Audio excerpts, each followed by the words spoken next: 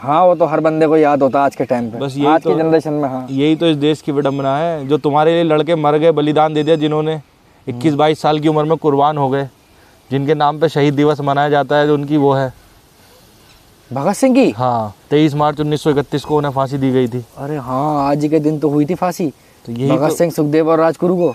यही तो मैं चेक करना चाह रहा था, तुम्हारी हिस्ट्री तुम्हें यही नहीं पता। आज 23 तारीख है और सब लोग इतने खुश हैं, पता नहीं किस बात में। और ये देखो सबसे बड़ी बात, आज के दिन कोई नेशनल हॉलीडे नहीं, कोई नेशनल हॉलीडे नहीं, कोई नहीं मनाता कुछ, कहीं कोई ना कहीं तस्वीर कोई ना, नाम नहीं, कोई कहीं लोग सोशल मीडिया पे कुछ इन्फ्लुएंस नहीं। जितने भी सोशल मीडिया इन्फ्लुएंसर हैं कभी कुछ नहीं, कोई बस आज के दिन थोड़े बहुत लोग व्हाट्सएप पे स्टेटस लगा लेते हैं कि हाँ चलो ठीक है, जिन्हें याद है वो, जिन्हें नहीं याद है वो फिर चल ही रहा है उनका अपना आराम से। आज़ादी मिल गई, अपना रह रहे हैं अपना चैन से, किस कीमत पे मिली उन्हें क्या पता। एक आदमी 20-21 साल की उम्र में ये भी नहीं जान पाता कि उसका लाइफ का एम क्या है, और हम लोगों को आज़ादी दिलाने के लिए उन लोगों ने अपना बलिदान दे दिया, और हमारे पास इतना टाइम भी नहीं है कि हम उन्हें याद भी कर सकें। कभी कभी सोचते हैं तो काफ़ी वो लगता है। ये हमारा ही ड्रॉबैक है।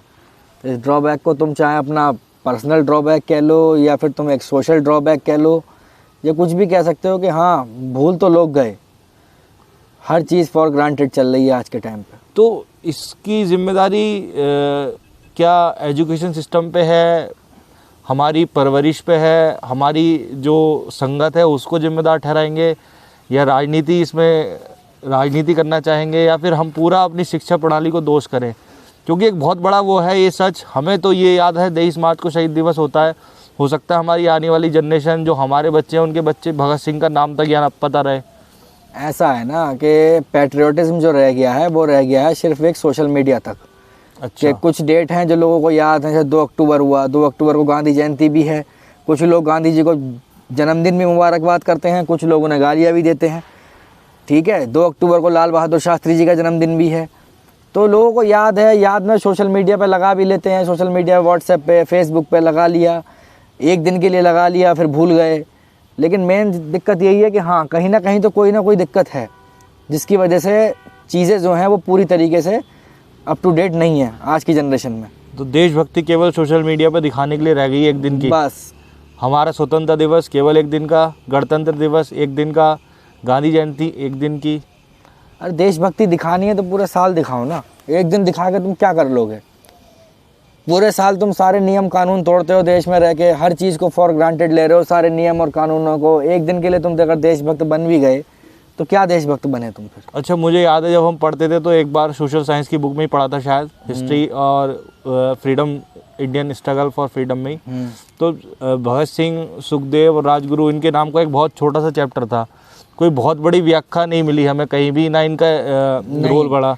ये तो बॉलीवुड ने कुछ मूवियाँ बना दी जिनके बारे में, जिनकी थ्रू हमें पता चला कि एक्चुअल में भगत सिंह ने हमारे देश के लिए क्या किया। बॉलीवुड ने कुछ चीज़ें दिखाई सच, कुछ चीज़ें उसमें एक्सेजरेट करी गई, कुछ चीज़ें उन्होंने मिक्स करी, गाने डाले, लेकिन जो असली रियलिटी है वो ना किताबों पर दिखाई गई और ना ही कहीं छपती है। वो हिस्ट्री में हमने क्या पढ़ा, हिस्ट्री भी 3 पार्टों में बांट रखी है उन्होंने, मीडिएवल, कंटेम्प्रेरी, सब। लेकिन सब में पढ़ाते क्या है? सब में पढ़ाते वही है कि बाबर आया, हुमायूं आया, चंगेज़ खान आया, ये हुआ, टोटल हिस्ट्री वही है। अपनी जो मेन हिस्ट्री है, जो इंडियन हिस्ट्री है, उसका तो कोई नामो निशान है, बहुत कम पढ़ाई जाती है वो। तो लोगों को कहाँ से पढ़ा होगा? और बच्चों का इंटरेस्ट भी नहीं होता हिस्ट्री पढ़ने में, वो बस सिर्फ पास होने के लिए रट के याद करते हैं, उन्हें कोई मतलब नहीं होता उस चीज़ से कि वो क्या पढ़ रहे हैं, इसका क्या महत्व है, उसका क्या इंपॉर्टेंस आएगी लाइफ में, कोई चीज़ नहीं देखता यार आज के टाइम पे। जो हमारी आज़ादी के स्वतंत्रता सेनानी थे जितने भी हैं, वो सब लोगों को एक करने के लिए मर गए। वो लास्ट टाइम आखिरी बर्थ तक अपना यही कहते रह गए कि हम सबको एक रहना है, हम सबको एक रहना है। लेकिन आज भी हम लोग जाति, धर्म और अलग अलग कारणों से बटे पड़े हैं। समाज में कहीं भी आप देख रहे हो बंटवारा तो है ही आज के टाइम पे।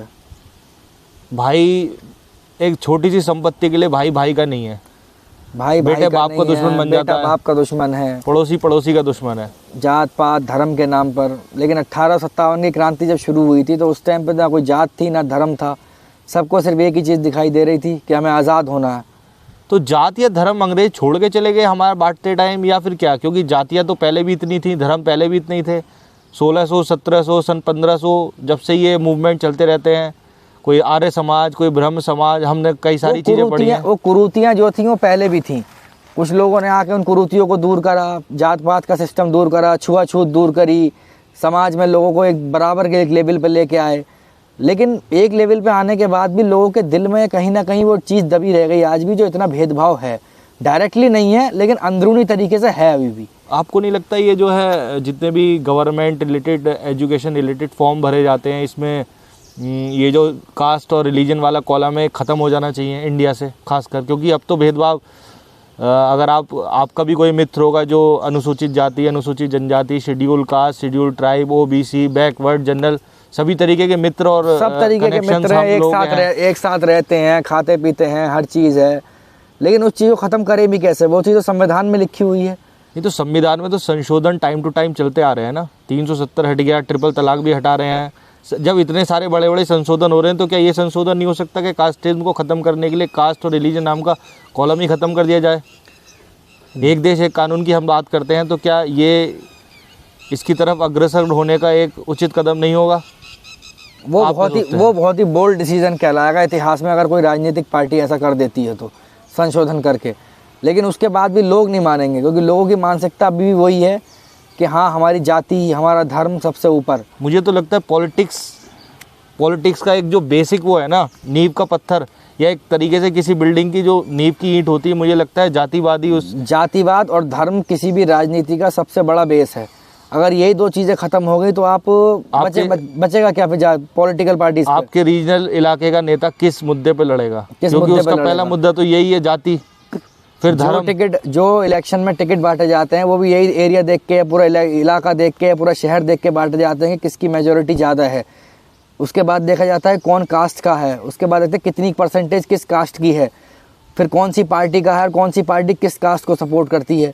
तो ये सारी चीज़ें तो चलती चली आ रही हैं और चलती चली जाएंगी। इतना बड़ा देश है, 140-150 करोड़ लोग जनसंख्या हो गई हमारी, लेकिन आज भी वही चीज़ है। इतना बड़ा इलेक्शन होता है, पूरी दुनिया का सबसे बड़ा इलेक्शन है, पूरा चुनाव कहा जाता है, लेकिन उसमें फिर भी वही कि जातिवाद के नाम पर वोट तो पड़ता है और धर्म के नाम पर। तो भगत सिंह जब आखिरी सांस ले रहे होंगे, अपनी आखिरी सांस भी क्या, उन्हें तो फांसी दी गई थी, उन्हें तो ये भी नहीं पता था कितनी देर तक जिंदा रहना है, कितनी देर तक मर रहे हैं।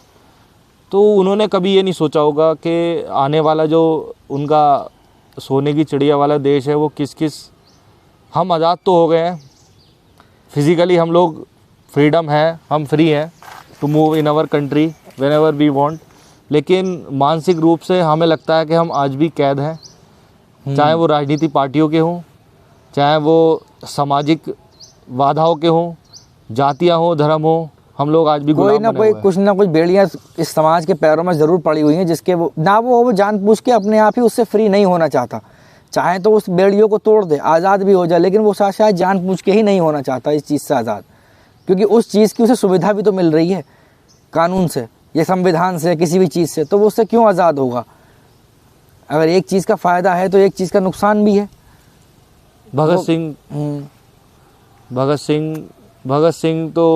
भगत सिंह की आने वाली पीढ़ी भी क्या ही देख पाई, क्योंकि वो तो बैचलर थे जब उन्हें फांसी हुई थी।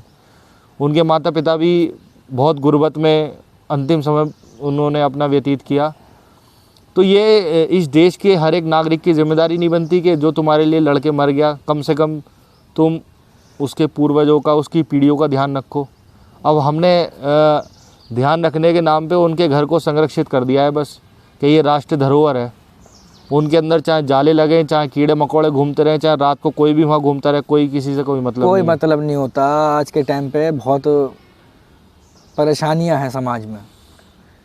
राष्ट्रीय धरोहर तो घोषित कर दिया, लेकिन उस आदमी के विचार जो चला गया 22 साल की उम्र में, उसके विचारों को सजोना चाहिए था इन्हें, ना कि उसके घर को। घर का क्या, एक दिन है नहीं है, चले गए, घर टूट जाएगा, कोई और घर बना लेगा उस जगह पे, या हो सकता है ना भी रहे कल को, कुछ भी सही। लेकिन एक विचार जो थे, जिस विचारधारा के लिए उस इंसान ने अपनी 22 साल की 23 साल की उम्र में जान दे दी, वो विचारधारा रहनी ज़रूरी थी।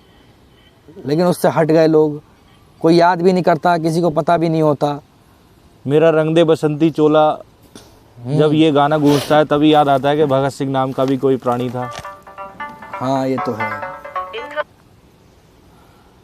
तो गाइस, मैं तो अपने सभी मित्रों से यही गुजारिश करूँगा कि अपनी आने वाले पीढ़ियों को बताते रहें कि भगत सिंह कौन थे, हम क्या थे, कहाँ से हम लोग आए हैं, कहाँ तक हमें पहुँचना है, अपनी जड़ों को और इसको पाने के लिए, जो आज़ादी को पाने के लिए हम लोगों ने, हमारे जो बुज़ुर्ग हैं उन्होंने क्या क्या बलिदान दिए हैं, हमें इसे नहीं भूलना चाहिए। और क्या, जो भी इमारतें हैं वो इमारतें राष्ट्र धरोहर नहीं होती। राष्ट्र धरोहर वो विचार थे जो कभी चले गए उनके साथ, जो वो कह के गए थे। बिल्कुल सही बात कही है इन्होंने। राष्ट्र धरोहर वो चीज़ है, राष्ट्र धरोहर चाहे वो वो महात्मा विचार गांधी थे। हो, चाहे वो सुभाष चंद्र बोस हो, या लाल बहादुर शास्त्री हो, या कोई भी हो, सरदार सरदार वल्लभ भाई पटेल हो, अब या चाहे वो APJ अब्दुल कलाम ही क्यों ना हो, अब्दुल कलाम ही क्यों ना हो, उनके विचार ही उनके असली